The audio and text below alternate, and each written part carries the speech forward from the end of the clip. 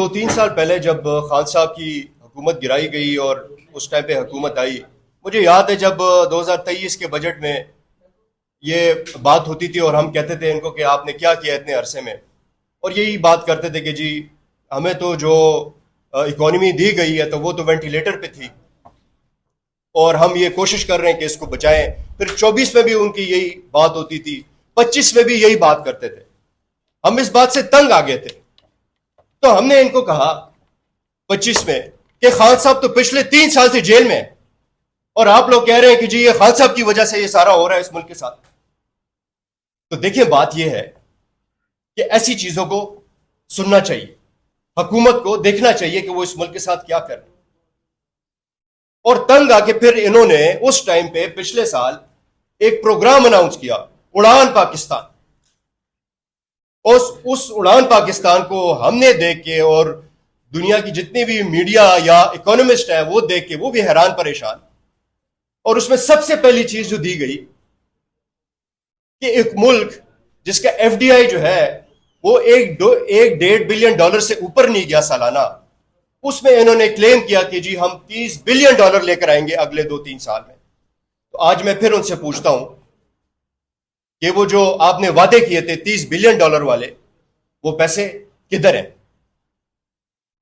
کیا اگلے 2-3 سال بھی لوگوں کو یہی چکما دے کے آپ حکومت چلائیں گے؟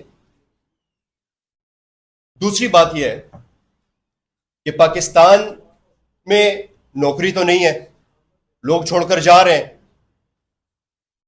کاروباری لوگ جن کے پاس بہت پیسہ ہے وہ لارج سکیل مینوفیکچرنگ میں جاتے ہیں، لیکن جن کے پاس پیسہ کم ہے وہ کوئی اپنی زمین بیچ کے کوئی ایسی اور چیزیں کسی سے ادھار لے کے جب وہ اپنا بزنس کھڑا کرتے ہیں وہ آتے ہیں ایس ایم ای میں، small medium enterprises.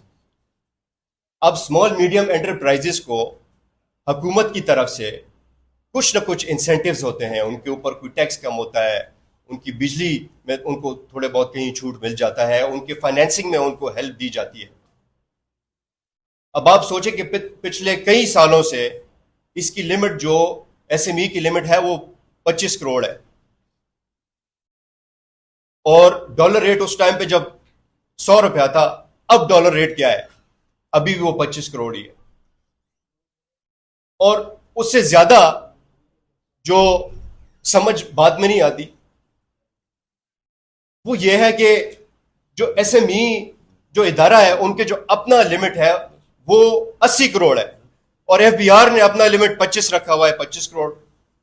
State bank کا لمٹ کچھ اور ہے. تو ایک تو ان کو جو ہے تو کم از کم جو چھوٹے بزنسز ہیں ان کی لمٹ بڑھا دینی چاہیے تاکہ وہ اس ملک میں کوئی کاروبار کر سکے. دیکھیں سستی بجلی تو آپ دے نہیں رہے، ہم کوئی چائنا تو ہے نہیں جو ایس ایم ایز کو فری بجلی دیں، جو انہوں نے 25 سال تک کیا اور پھر اپنی انڈسٹری کھڑی کی. فائنینسنگ ہم ان کو سستی دے نہیں سکتے. تو یہ لوگ جن کے پاس چھوٹا موٹا کچھ پیسہ ہے، ظاہری بات ہے وہ بھی یہ ملک چھوڑ کے باہر ہی جائیں گے، اپنا کاروبار باہر ہی کریں گے. اس کے علاوہ دیکھیں یہ جو اسٹیٹ بینک نے پچھلے 2-3 سالوں سے انہوں نے 21% پہ انہوں نے اپنا انٹرسٹ ریٹ رکھا. پچھلے سال اسٹیٹ بینک نے 2500 ارب روپیہ کمایا اور حکومت کو دیا. دوسری طرف کاروبار سارے تباہ ہوئے کیونکہ وہ لون نہ لے سکے، کیونکہ 80% لون جو ہے وہ تو حکومت لے لیتی ہے. یہ تو ان کے کرتوت ہے.